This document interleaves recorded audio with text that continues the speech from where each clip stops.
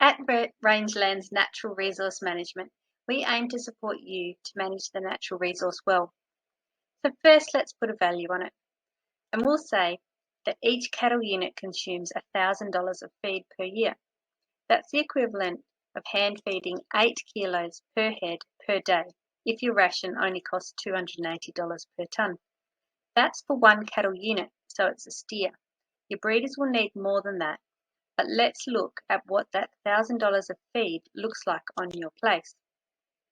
If you're running 20 hectares to a cattle unit, you can drive down a track and look at the country for 100 metres each side of you, and for every K you click, that's a year's feed. If you run at 100 hectares cattle unit, then drive 5 Ks to get that $1,000 worth of feed. And we want the rangelands to be in best condition to provide that year after year. So who are you supporting with that resource? Is it the old girl that raises a calf to weaning each year? What does your herd composition look like? What is your longevity in your breeders?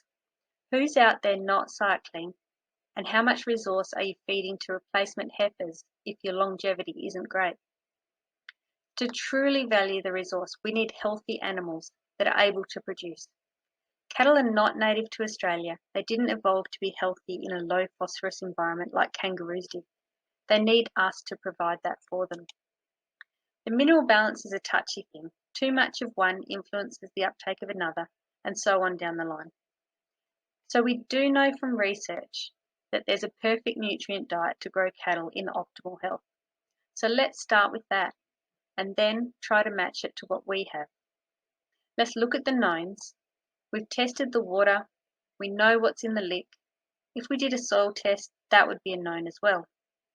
The feed quality and the plant species will vary throughout the year, but if we get these other factors correct to the science, we'll be roughly on track. I can send you this table and you can put in your own water test results and your lick analysis, or use it to compare a couple of different licks that you might buy. And it might be worth entering in a homebrew lick where you mix the ingredients that you need. I can pass on the details of bulk suppliers in Perth who have an in-house nutritionist and veterinarian team. All of the columns that are white are your data and your situation. The columns that have colour are the science, the result of years upon years of research. The red columns are limits to productivity, and the green column is what we are aiming to achieve. The green column also shows us the correct ratios that all of the minerals need to have in relation to each other. This information is from the textbook Nutrient Requirements of Beef Cattle, 7th Revised Edition. In this table, the yellow cells are what you can vary, such as how much water your cattle will drink. If it's a heat wave and they're lactating, change it to 70 litres. Their feed intake, how many grams of lick they need to consume, and at the bottom is a cell for you to enter the protein content of your grazing, and that then contributes to the total dietary nitrogen levels along with your water and your lick.